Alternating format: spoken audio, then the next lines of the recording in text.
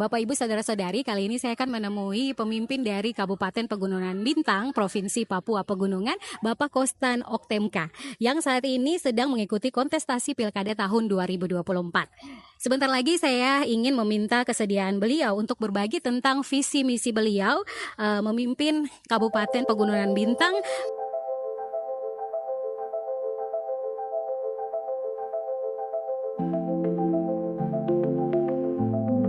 Bapak, selamat sore.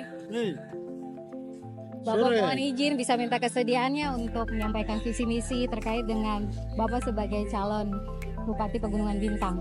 Boleh Bapak? Boleh. Ya. Mari. Mungkin Bapak izin Bapak bisa pakai mic ini.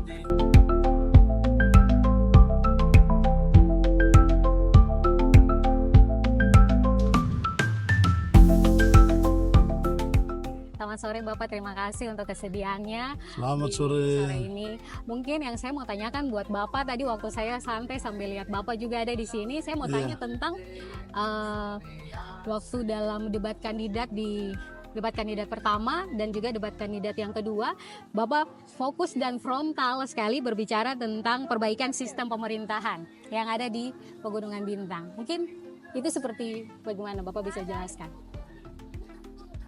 Ya, memang benar ya. Pada saat debat kandidat pertama, debat kandidat kedua, juga kemarin di kampanye juga di Oksibil, di kampanye Akbar, itu satu fokus pembicaraan saya. Ya mungkin lebih banyak saya bicara tentang tata kelola pemerintahan yang baik ya. Karena memang itu masalahnya ada di situ.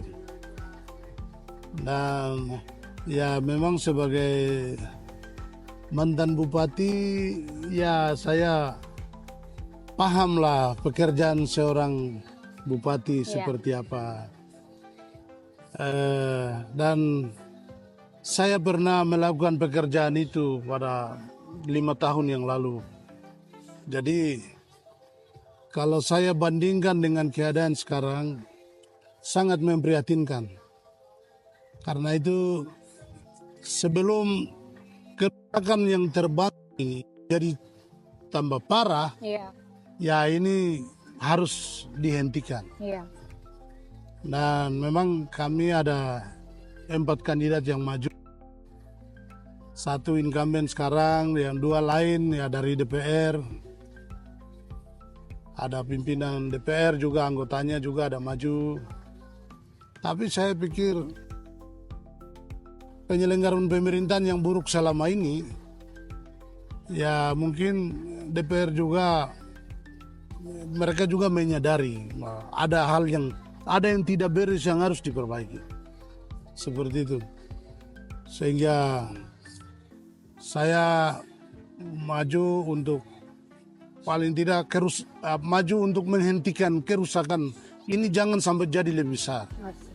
Ya, begitu. Iya, Bapak. Contoh ya seperti nepotisme yang cukup besar.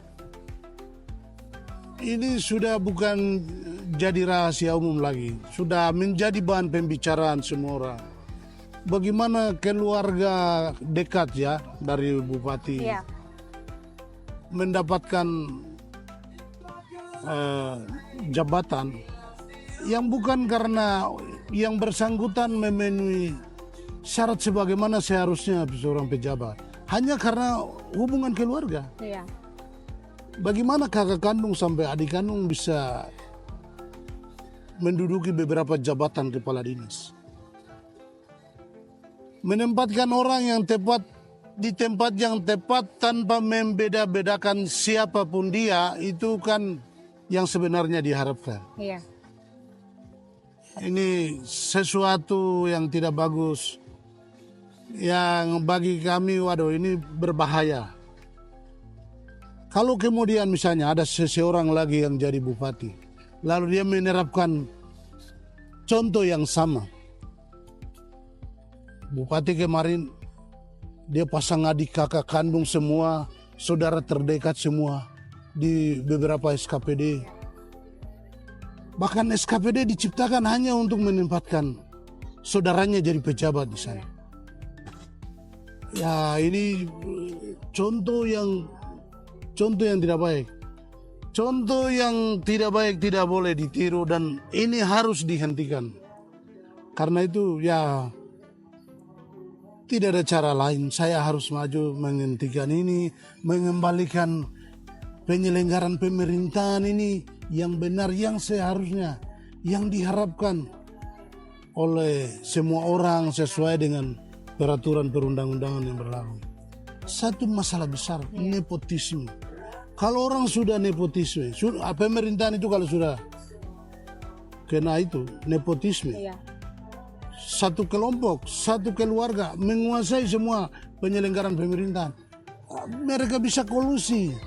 Kalau sudah kolusi bisa korupsi. Jadi ini memang satu hal yang mungkin bagi orang yang tidak mengerti atau di luar sana yang mereka tidak lihat keadaan ini.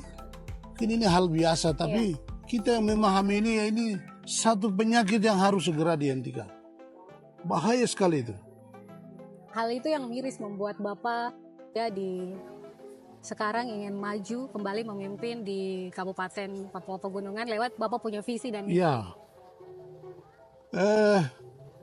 Ini sudah Pegunungan Bintang ini sudah sebelum yang ada ini ada selain Pak Wellington saya. Kami ini coba menerapkan prinsip-prinsip penyelenggaraan pemerintahan yang benar, yang bersih dari kolusi, nepotisme, dan korupsi. Nah, tetapi ini sekarang ini nepotismenya cukup tinggi. Bahkan menjadi pembicaraan umum bahwa penganggaran lebih kepada SKPD yang diduduki oleh saudara-saudaranya. Temuan ya Bapak, jadi bukti. Iya. Kalau seperti itu kan waduh bahaya sekali begitu. Ya, saya tidak bilang bahwa ada korupsi, tidak. Itu kan ada pihak yang berkompeten untuk membuktikan itu. Tetapi kalau sudah ada nepotisme di sana, maka itu sudah pasti ya itu kan sulit dihindari gitu. Bagaimana kalau cuma satu saudara, satu keluarga, satu keluarga, ada sekitar 18 SKPD itu diduduki oleh jabatan dekat, diduduki oleh pejabat yang mana merupakan keluarga terdekat dari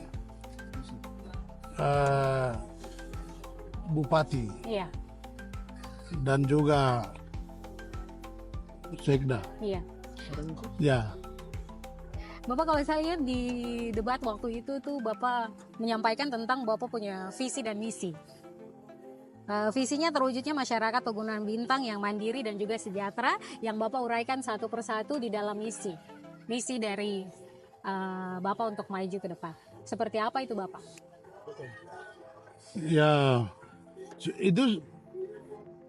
itu sudah pasti semua akan kembali kepada tata kelola pemerintahan yang baik. Kalau penyelenggaraan pemerintahnya tidak betul, maka pasti visi misi sebagaimana kita berharap masyarakat yang mandiri dan sejahtera tidak akan tercapai. Untuk mencapai masyarakat yang mandiri dan sejahtera, maka dasar utama adalah perbaiki tata kelola penyelenggaraan pemerintahan yang bersih dari KKN, kolusi dan nepotisme. Ini harus bersih. Kita harus berusaha bagaimana menempatkan orang yang tepat pada tempatnya. Sehingga orang yang kerja di sana, yang menduduki jabatan, orang-orang profesional yang bisa membantu pemimpin berpikir tentang kemajuan masyarakat. Nah, seperti itu. Jadi visi misi itu, untuk mencapai visi misi itu memang pertama tata kelola pemerintahan harus diperbaiki. Walaupun kita punya ide banyak, kita punya rencana-rencana besar, tapi kalau penyelenggaraan pemerintahnya tidak diperbaiki, semua itu omong kosong saja. Seperti itu. Bapak kemudian untuk mencapai visi dan misi, Bapak juga menyampaikan bahwa adanya peningkatan kualitas dan daya saing SDM yang akan dilakukan. Itu nanti seperti apa, Bapak? Kalau tata kelola pemerintahnya sudah kita perbaiki, itu akan berdampak pada kepentingan pengembangan sumber daya manusia dan lain-lainnya. Iya. Untuk pengembangan sumber daya manusia, pada kepemimpinan yang lalu, saya coba membangun pendidikan itu dengan penguatan di pendidikan dasar dan menengah. Selain kita lakukan penguatan di daerah, kami juga kirim ke beberapa tempat di sejumlah kota studi seluruh Indonesia. Yang mana anak-anak itu sekarang lagi dapat beasiswa di beberapa universitas ternama di Indonesia. Karena bagi saya yang paling penting adalah penguatan di tingkat dasar. Kita berpikir jauh ke depan, orang Pegunungan Bintang jauh ke depan. Supaya ke depan itu kita bisa dapat sumber daya manusia Pegunungan Bintang yang bisa memiliki daya saing dengan saudara-saudara Papua lain atau Indonesia lain. Nah, untuk itu memang penguatan harus dilakukan di pendidikan dasar dan menengah. Seperti itu. Apa yang sudah kami lakukan sebelumnya, sekarang sudah tidak ada. Kemarin kami memberi insentif kepada para guru, kepada para kepala sekolah, insentif dan juga kami juga kontrak guru-guru dari luar. Lalu untuk penguatan pendidikan tingkat dasar di distrik-distrik. Dan itu sudah berjalan bagus. Tapi kemudian sekarang sudah tidak. Dulu saya juga kasih dana BOSDA. Jadi selain ada dana pusat, BOS pusat, kami kabupaten juga anggarkan dana BOSDA.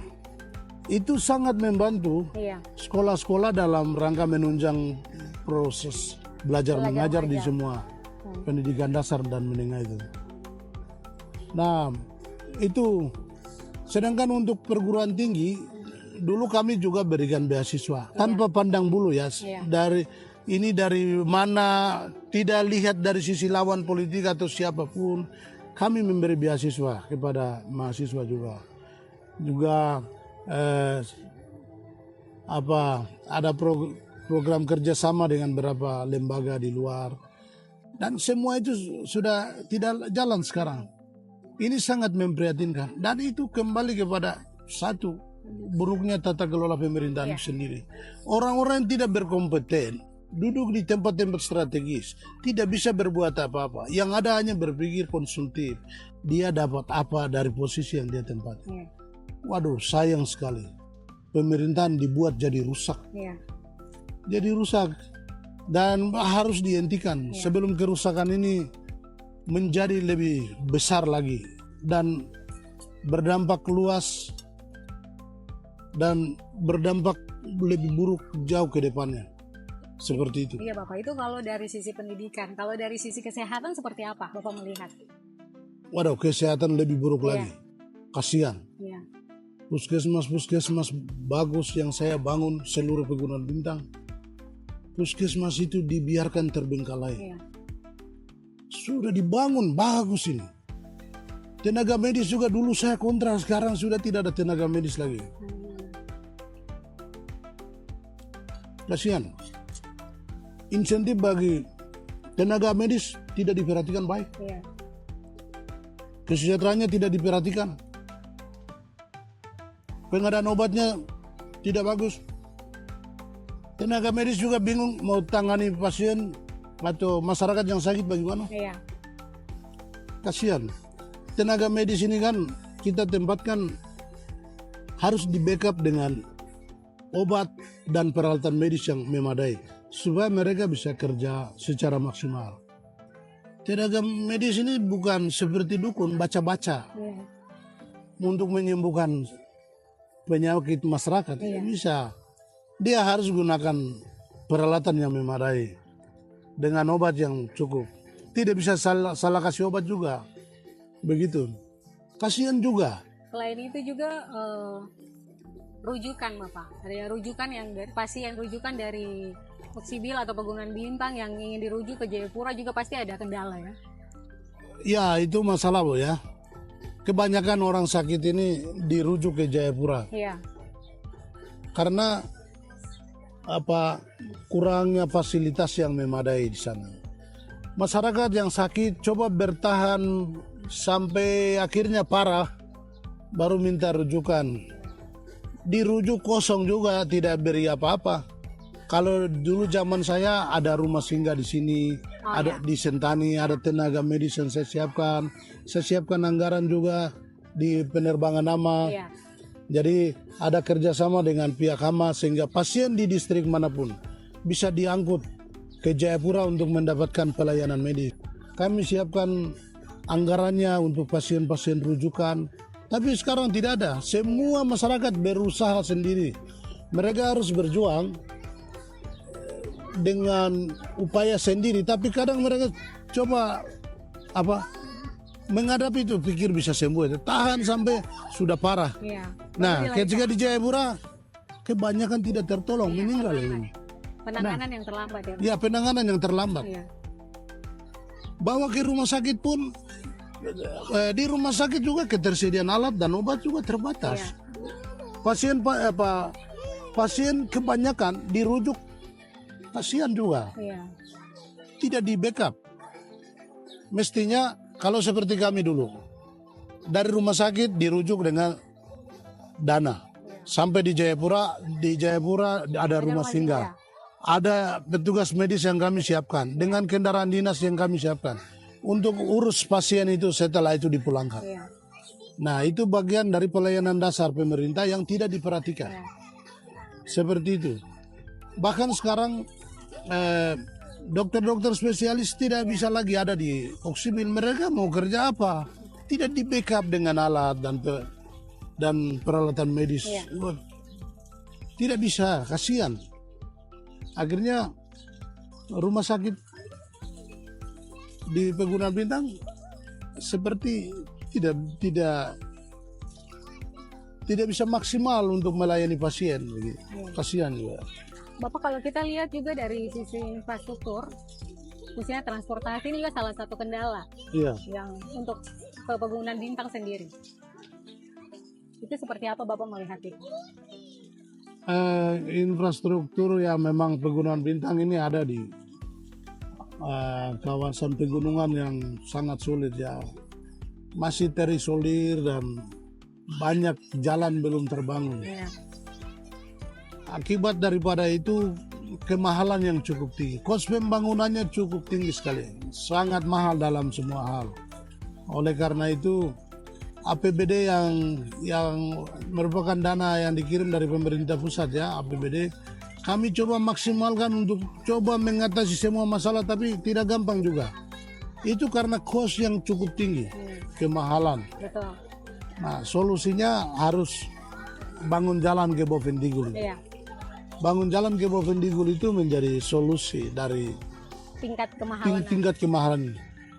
Kalau ini akses jalan sudah terbangun, otomatis akan berpengaruh kepada semua kos pembangunan. Harga barang di Oksibil sebagai ibu kota jadi turun. Misalnya semen yang sekarang 1.200.000 bisa menurun jadinya, bisa. Dan akan berdampak kepada kehidupan yang lain. Itu sangat berdampak. Memang itu sudah ada jalan, tapi terkendala dengan jembatan yang harus dibangun begitu banyak. Tapi dari survei masyarakat, ada sebenarnya rute yang kita bisa bangun dalam 1 tahun jalan ini tembus. Iya. Nah, rute ini akan menjadi rute yang dibangun. Biarlah kita APBD akan maksimalkan untuk bangun itu. Kerjasama dengan provinsi, pihak-pihak lainnya. Ya, dengan pihak lain kami harus kerjasama untuk bangun jalan ini. Karena mungkin sekitar 20 kilo saja sudah sampai di jalan besar di Bovendigul. Jadi untuk rute ini saya yakin sekali akan terbangun dalam waktu 1-2 tahun ke depan. Begitu. Jadi ketika jalan ini terbangun, ini jalur yang tidak ada jembatannya, cuma 1 jembatan saja. Kami bangun 1 jembatan di Kali Iwur namanya, ada satu sungai di Kali Iwur. Kalau itu terbangun, selanjutnya jalan saja bisa, jalan tanpa jembatan bisa terbangun itu. Itu pembongkaran terus sampai di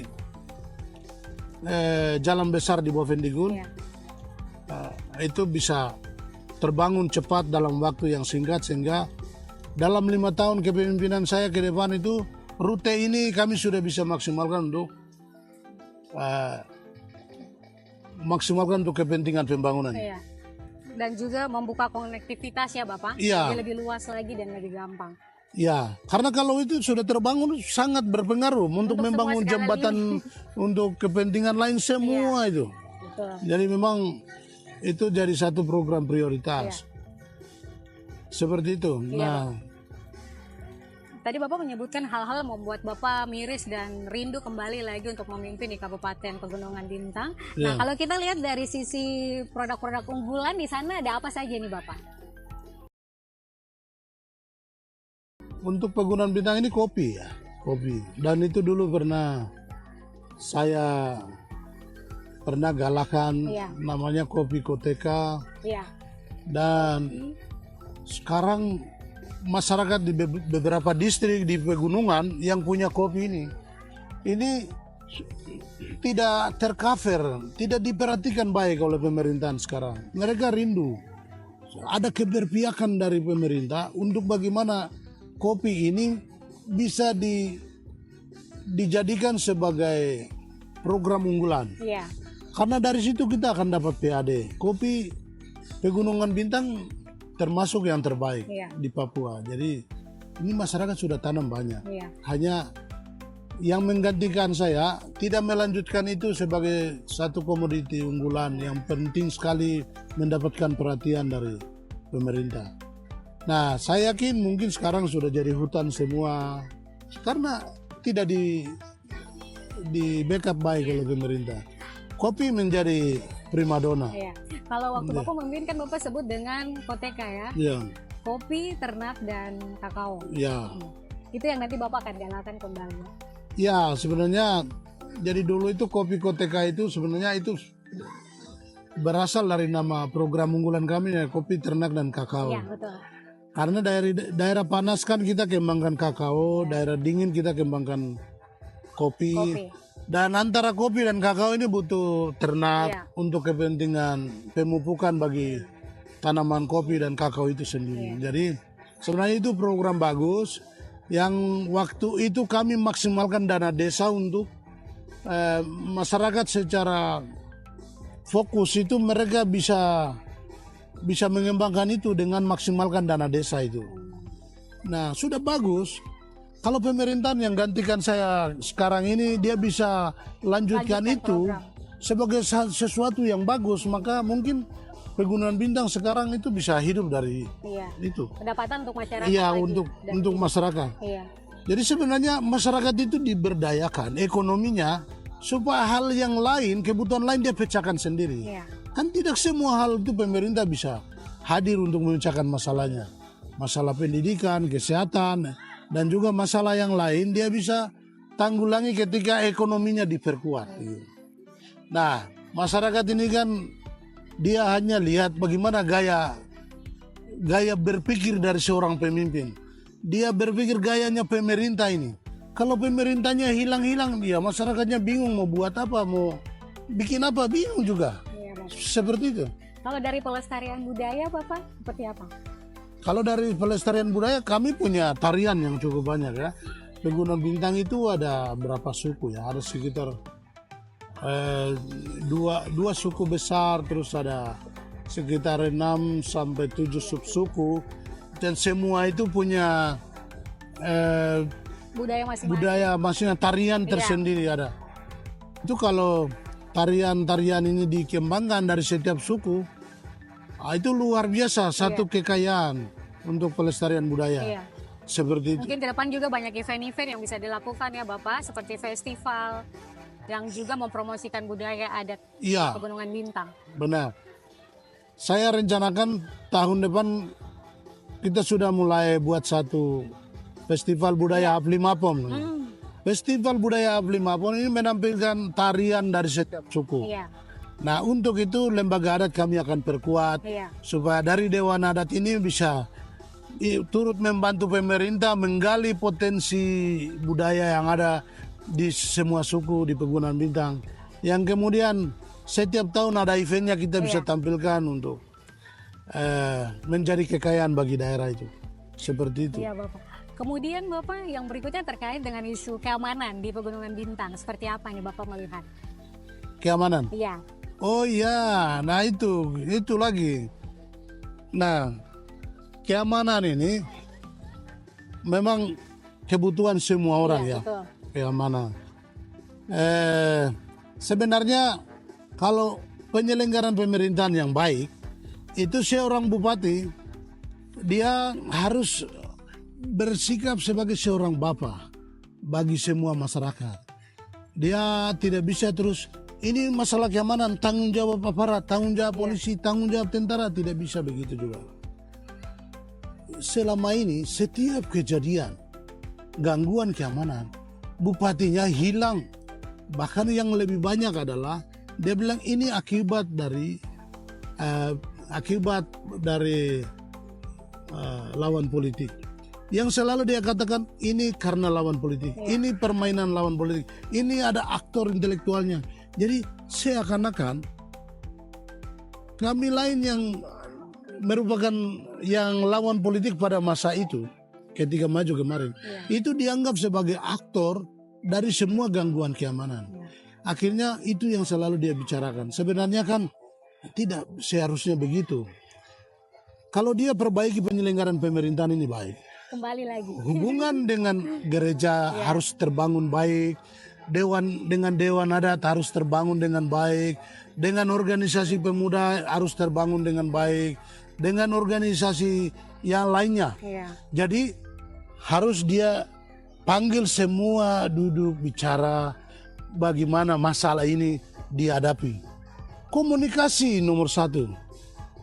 Tapi kalau komunikasinya tidak terbangun, bupati matikan HP lalu hilang kemudian sampaikan di media massa ini akibat permainan lawan politik. Itu terus kan tidak ada solusi. Kasihan. Masyarakat jadi korban dari sesuatu yang sebenarnya bisa ditangani. Tetapi itu karena pikirannya lawan politik terus. Kalau berpikirnya politis terus, tidak bisa menjadi bapak bagi semua orang. Tidak bisa jadi pemimpin bagi semua orang, tidak bisa duduk bicara dan menyelesaikan masalah. Sebenarnya ini kan komunikasi saja intinya. Dengan semua pihak ya. Dengan semua pihak. Menciptakan keamanan. Ya, tidak boleh bilang ini urusannya aparat keamanan, bukan urusan saya. Wah, kalau begitu tidak usahlah jadi bupati. Karena seorang bupati tidak sepantasnya lakukan seperti itu. Selama ini dia tidak pernah panggil kami semua ya, para tokoh intelektual duduk untuk berbicara bagaimana dengan keadaan ini. Tapi tidak, lihat kami lain sebagai lawannya, lalu kemudian dia arahkan itu untuk aparat. Silakan aparat bertindak, itu tugas kalian. Wah, ini kan salah juga. Memang tugas mereka, tapi kan dari mana bupati sebagai kepala wilayah orang tua bagi semua, itu sikap dia sebagai pemimpin itu seperti apa? Ini yang sebenarnya diharapkan tapi tidak dilakukan. Itu yang ingin Bapak rubah di merangkul semua stakeholder. Harus merangkul semua stakeholder. Baru berbicara, baru bicarakan. Tidak ada yang tidak bisa diatasi kalau komunikasi terbangun dengan baik. Begitu. Selain pihak-pihak tertentu, masyarakat juga dilibatkan kan Bapak untuk menciptakan keamanan yang kondusif di Pegunungan Bintang. Iya, itu benar, itu masalahnya. Jadi komunikasi dengan semua stakeholder, dengan sejumlah pihak masyarakat adat, dengan pihak gereja, dengan penegak hukum dan juga lain-lain tidak jalan. begitu.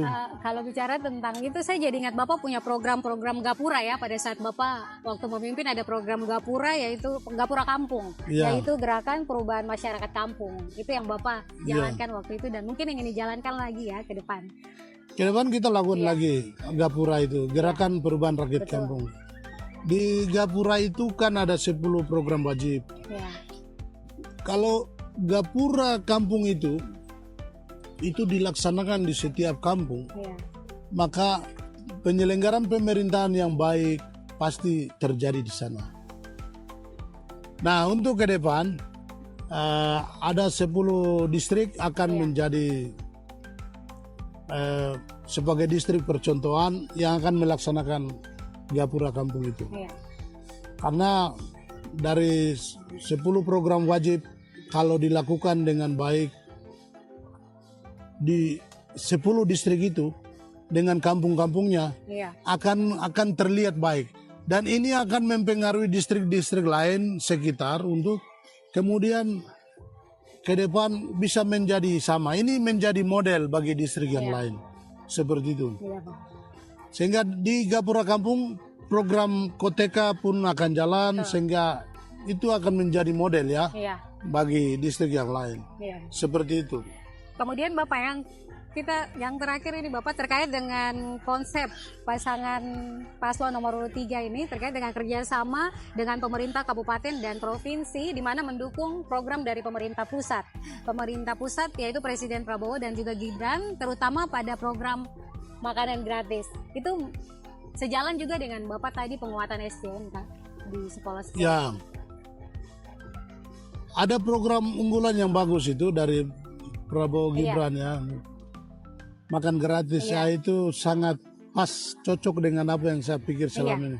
Jadi saya senang, dan dengan pendidikan berpola asrama yang kami lakukan mungkin itu akan lebih bagus, itu akan lebih ini. Dan apalagi dengan pengembangan ekonomi yang kami ada pikirkan di semua distrik, itu akan berdampak kepada dengan program ini, dengan program makan siang gratis, sinkron jadinya jadi sinkron, jadi bagus. Jadi ini saya pikir sangat baik sekali program Prabowo ini, sehingga ya kami di Kabupaten Pegunungan Bintang yang kami akan lihat ini sebagai satu program unggulan baik yang kami bisa lakukan. Ya tentu dengan perbaikan tata kelola pemerintahan yang baik akan juga mendukung program ini di kabupaten kami itu. Seperti itu. Cocok itu. Iya Bapak. Kemudian yang terakhir nih Bapak, terkait dengan meningkatkan kualitas kehidupan bersama, beragama, dan juga bernegara. Di dalam Bapak punya moto yaitu Pegunungan Bintang sendiri, Pegunungan Bintang merupakan rumah untuk kita bersama, rumah untuk kebersamaan. Itu moto dari Koba. Dengan tata kelola penyelenggaraan pemerintahan yang baik, diharapkan Pegunungan Bintang ke depan akan menjadi rumah bersama. Kami punya mimpi bagaimana Pegubin ini ke depan itu menjadi rumah bagi semua orang yang ada di sana, baik orang asli maupun pendatang. Ya, kalau rumah ya rumah tempat orang bisa hidup dengan nyaman, tempat urus keluarga dengan baik, tempat membangun sumber daya manusia dengan baik, tempat yang nyaman bagi semua orang, tempat yang dirindukan semua orang. Apakah mereka yang pernah ke sana atau yang belum pernah ke sana, dengan keadaan yang lebih baik, semua orang akan berharap untuk datang ke sana, berharap untuk bisa hidup dengan nyaman di sana sebagai rumah. Itu harapan kami. Karena ya seperti sebuah rumah lah. Bagaimana setiap orang rindu pulang ke rumah. Seperti itu yang kami pikirkan. Datang juga sudah pernah ke Pegunungan Bintang belum? Ayo pergi. Ya, begitu. Karena di sana banyak objek-objek wisata yang bisa kami angkat. Apalagi dengan terbangunnya jalan darat ke Bovendigul, kami yakin sekali daerah itu akan dikunjungi banyak orang. Dan ya kami ingin sekali memberi kenyamanan kepada siapapun yang datang berkunjung ataupun yang kemudian juga mau menetap di sana membangun orang Pegunungan Bintang. Jadi bagaimana semua berpikir Pegunungan Bintang sebagai tempat yang nyaman, sebagai rumah bagi semua begitu. Iya, seperti yang Bapak sampaikan pada saat debat kandidat, yaitu Bapak menawarkan mengembalikan kepercayaan rakyat kepada pemerintah sebagai orang tua bagi semua untuk memberikan rasa nyaman, kemudian manfaat pembangunan bagi semua masyarakat Pegunungan Bintang tanpa membedakan siapapun dengan memperhatikan keseimbangan wilayah, keseimbangan suku, agama dalam proses demokrasi. Setuju. Seperti itu. Ya. Dari tanpa dukungan dari masyarakat, perubahan ini tidak bisa kita lakukan. Perbaikan tata kelola pemerintahan yang baik tidak bisa kita lakukan kalau tidak didukung oleh masyarakat. Kerusakan yang terjadi ini sudah terlalu besar dan sangat mengancam kehidupan orang Pegunungan Bintang ke depan. Oleh karena itu, saya sangat mengharapkan dukungan dari seluruh masyarakat. Kita harus hentikan sama-sama ini. Harus hentikan sama-sama. Dan untuk menghentikan ini butuh orang yang berpengalaman di bidang itu. Saya sudah terbukti 5 tahun lalu saya sudah memimpin kabupaten itu dengan baik, dengan mengedepankan penyelenggaraan pemerintahan yang benar. Oleh karena itu, masyarakat harus dukung sama-sama, kita hentikan sama-sama. Kerusakan ini tidak boleh terjadi. Tidak boleh terjadi lebih besar ke depan, akan mengancam kehidupan generasi kita ke depan. Karena itu bersama saya dan masyarakat, saya yakin kita bisa rubah ini dengan saya terpilih kembali menjadi bupati besok. Fokus kita bisa mengembalikan kepercayaan masyarakat kepada pemerintah. Karena sekarang kepercayaan masyarakat sudah hilang. Dan itu harus kita buktikan dengan memilih pemimpin yang tepat. Dan tidak boleh salah memilih supaya tidak menyesal lagi yang kedua kali. Jadi ya dengan dukungan yang baik dari semua pihak, dari masyarakat terutama, kita hentikan sama-sama ini. Kita perbaiki penyelenggaraan pemerintahan yang benar, pemerintahan yang bisa mengurus masyarakat, bisa mengurus pembangunan dengan baik untuk kehidupan kita ke depan yang lebih baik. Iya. Ya. Pemerintahan harus diperbaiki, bukan rumah bagi satu keluarga, tapi untuk semua orang. Yang ada di Pegunungan Bintang. Kita harus menerapkan prinsip pengelolaan pemerintahan yang bersih, yang tidak memandang bulu apakah ini tim sukses atau ini keluarga, tidak. Prinsip itu menempatkan orang yang tepat di tempat yang tepat supaya bermanfaat bagi semua orang. Orang yang mau melayani masyarakat Pegunungan Bintang. Seperti itu. Iya. Terima kasih Bapak, sukses selalu. Masyarakat Pegunungan Bintang, para kepala kampung, para ASN, para pemuda, mama-mama, adik-adik semua yang ada di Pegunungan Bintang. Ini kesempatannya kita mengubah keadaan ini. Ada 4 kandidat yang berpengalaman cuma 1. Cuma saya. Oleh karena itu, pilih nomor 3. Pilih nomor 3 supaya kita perbaiki keadaan ini sama-sama. Jangan sampai salah pilih. Bungkus nomor 3. Bungkus saja. Bungkus nomor 3 supaya kita perbaiki keadaan ini. Karena hanya nomor 3 yang bisa memberi solusi atas kerusakan yang terjadi di Pegunungan Bintang sekarang ini. Jadi datang ke TPS, masyarakat silakan memilih ya, tapi saya pikir pilihan kita hanya 1, nomor 3 saja. ingat baik, tidak ada pemenang pertama, pemenang kedua, pemenang ketiga. Yang ada satu pemenang. Pemenang cuma satu saja. Jangan bagi-bagi, kalau bisa bungkus-bungkus saja untuk nomor 3. Jangan bagi-bagi, tidak ada pemenang kedua dan ketiga. Tidak perlu bagi-bagi, bungkus untuk nomor 3 supaya ada perbaikan untuk kita semua ke depan. Demi Pegunungan Bintang yang maju dan sejahtera, pilih nomor 3. Bungkus nomor 3.